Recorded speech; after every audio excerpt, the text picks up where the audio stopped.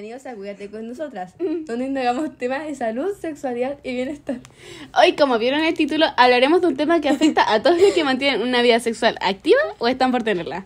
Sí, pero no todos son igualmente efectivos. Y sí, hablaremos de condones hasta el DIU, y también del famoso y riesgoso método del coito interrumpido, que bueno, ya vamos a hablar de eso. ¿Y por qué hablar de esto? Porque en 2025 hay mucha desinformación, como la gente que cree que no puede quedar embarazada la primera vez, o que el coito interrumpido es un método real. Sí. O que los anticonceptivos engordan, que si tomas pastillas te vuelves estéril, o que los condones no se sienten cuando los usas. Pero bueno, ahora vamos con los datos y no con los mitos de ginecólogos de TikTok. Partamos por el método del calendario. Este consiste en registrar el ciclo menstrual durante varios meses, para predecir cuáles son los días fértiles, es decir, en los que hay más probabilidad de embarazo. Les diré un ejemplo para que se pueda entender mejor. Imaginemos que una persona tiene un ciclo regular de 28 días. La ovulación ocurrirá más o menos el día 14. En los días fértiles se evita tener relaciones sexuales sin protección. Estos días van desde unos días antes hasta unos días después de la ovulación. Oye, pero algo importante para mencionar es que si tus ciclos son irregulares, esto no te ayuda. Porque donde tu ciclo es irregular, podrías ovular antes o después de lo calculado. Sí, porque podríamos decir que este método no es el más efectivo, debido a que solamente tiene un 76% de efectividad según Mayo Clinic. Ahora que terminamos con el método del calendario, hablemos del método de la temperatura basal. Este método se trata de medir la temperatura de tu cuerpo todas las mañanas. Tenemos que tener claro que cuando una persona ovula, su temperatura sube un poco. Entonces ese pequeño aumento se puede detectar cuando notas tu temperatura. Sí, pero algo para recalcar es que los días previos a ese pequeño aumento son los más fértiles. Después de la ovulación, si ya subió la temperatura, es poco probable quedar embarazada, pero igual hay que tener cuidado. Igual, para que este método funcione bien, se debe tomar siempre a la misma hora y con un termómetro especial. Y por último, decirle que su efectividad depende de su uso correcto. Por ejemplo, si lo usas bien, tiene un 98% de efectividad. Y si lo usas mal o incorrectamente, puede bajar a un 76 a 88% de efectividad, según Flo Hill. En conclusión, para usar estos métodos naturales se necesita mucha constancia y conocimiento de tu propio cuerpo. Ay, se te olvidó mencionar que este método no protege contra las enfermedades de transmisión sexual. Sin embargo, algunas personas igual lo eligen por motivos personales o religiosos. Y eso sería todo por el capítulo de hoy. Gracias por escucharnos. Nos vemos en el próximo capítulo. ¡Chao! Hola, bienvenidos nuevamente a nuestro podcast. Hoy seguiremos hablando sobre los métodos anticonceptivos, pero esta vez nos vamos a enfocar en las pastillas anticonceptivas y el anillo vaginal. Y comenzaremos por las más conocidas, que son las pastillas anticonceptivas. Estas se toman una vez al día, todos los días, a la misma hora, dependiendo del tipo. Algunas vienen en caja de 21 pastillas u 28. Y por favor, es súper importante tomarlas correctamente. Claro, porque si se te olvida una o más, su efectividad es baja. Exacto, y podrías quedar embarazada. Por eso mucha gente usa alarmas o recordatorios. Sí, pero quizás muchos no saben esto, pero las pastillas no solo sirven para evitar embarazos, sino que también ayudan con los problemas con el acné, los dolores menstruales fuertes o los ciclos irregulares. Y una cosa para tener en cuenta es que no todas pueden tomarlas, así que por favor vayan con un médico o matrona. Y para terminar con las pastillas, decirle que su efectividad correctamente es de un 99%. Yo creo que las pastillas anticonceptivas son una forma efectiva de evitar los embarazos y pueden ayudar al ciclo menstrual, pero es clave usarlas bajo la supervisión médica, porque no todas funcionan igual. Además, representan un paso importante en la autonomía sobre el propio cuerpo. Ahora vamos a hablar sobre el anillo vaginal. Este es un anillo pequeño, flexible y transparente que se coloca dentro de la vagina. Libera hormonas durante 3 semanas y luego se retira cuando llega la menstruación. Este anillo que...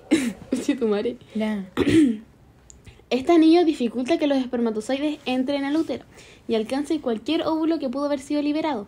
Este método tiene la ventaja de tener una alta efectividad del 99% si se usa correctamente según Planet Parenthood. Es cómodo de usar ya que, como mencioné, se cambian una vez al mes. Entre sus desventajas está que algunas mujeres pueden experimentar efectos secundarios como sensibilidad en los senos, náuseas o dolores.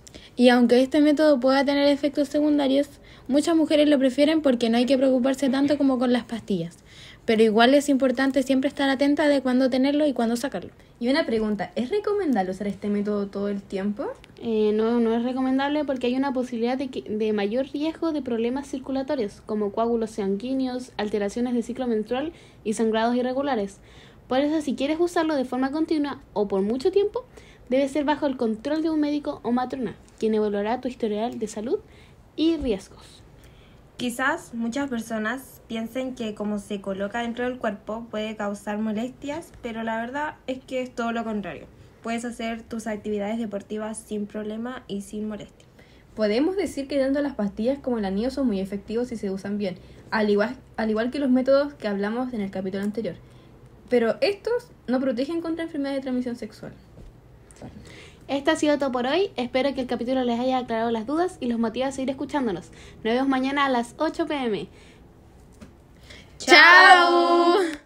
Hola nuevamente, bienvenidos a nuestro tercer y último capítulo de nuestro podcast. No, ¿por qué? Y hoy vamos a hablar sobre los preservativos y el DIU de cobre. Primero entendamos que estos métodos se llaman de barrera, porque impiden que los espermatozoides lleguen al óvulo. Es decir, que crean un muro que evita la fecundación. Partamos con los preservativos. Existen dos tipos, el masculino y el femenino, aunque el más usado es el masculino. Les empiezo describiendo el preservativo masculino. Es una funda delgada generalmente de látex que se pone en el pene erecto antes de tener relaciones sexuales. El condón ayuda a prevenir un embarazo al impedir que el semen entre a la vagina. Lo mejor es que protege contra las enfermedades de transmisión sexual, algo que los métodos hormonales o naturales no hacen. Por otro lado, es fácil de conseguir. Generalmente es económico y no se necesita receta médica. Y si se utiliza correctamente, el condón tiene aproximadamente 98% de efectividad para prevenir el embarazo. Ahora pasemos al DIU de cobre. Es un pequeño dispositivo en forma de T que está elaborado de plástico flexible, recubierto de cobre que un profesional coloca dentro del útero. El DIU es muy efectivo si se aplica correctamente. La efectividad es mayor al 98% de efectividad y puede durar entre 5 a 10 años. Las ventajas son que no interfiere en las relaciones sexuales y en la lactancia, y es efectivo al momento de colocarlo. Sí, pero tiene consecuencias. Por ejemplo, a mi tía el DIU hizo que el cobre le aumentara el sangrado menstrual y los cólicos. Sí, es cierto. Lo que dice son algunas de las reacciones secundarias que puede presentar este método. Mayormente son en los primeros 3 o 4 meses. Pero mucha atención. El DIU no protege de enfermedades de transmisión sexual y tiene que ser sí o sí retirado por una matrona o un médico. Entonces, para resumir, los preservativos son los únicos que te protegen del VIH y otras infecciones. El DIU de cobre es un método duradero, muy eficaz y sin hormonas. Y algo para tener en consideración, cada persona es distinta y no solo hay un método que sea perfecto para todos. Recuerden que conocer nuestro cuerpo es parte del autocuidado y lo más importante, infórmense bien antes de usar cualquier tipo de anticonceptivo. Esperamos que este último capítulo los motive a seguir aprendiendo. Pero antes de despedirnos de este podcast, queremos compartir algunas cosas que hemos estado aprendiendo y hemos estado pensando. Primero, aprendimos que existen diferentes métodos anticonceptivos, naturales, hormonales y de barrera. Segundo, que cada método tiene ventajas y desventajas, y es importante comprenderlas bien antes de usarlo. Y tercero, que los condones son los únicos que protegen contra las enfermedades de transmisión sexual, lo cual es sumamente importante. Y hubo cosas que nos sorprendieron como, para usar los métodos naturales se necesita mucha disciplina, responsabilidad y que pueden fallar si no se siguen bien. Y que otra cosa que nos sorprendió fue que el DIU aumenta el sangrado menstrual y que tiene muchos efectos secundarios. Y nosotras pensábamos que no tenía. Y una pregunta que tenemos es, ¿qué pasa si alguien quiere cambiar de método anticonceptivo? ¿Hay que esperar un tiempo o se puede cambiar de inmediato? Eso lo dejaremos para un futuro episodio. Esto fue Cuídate con nosotras. Gracias por escucharnos. Nos vemos en otro tema interesante. ¡Chao!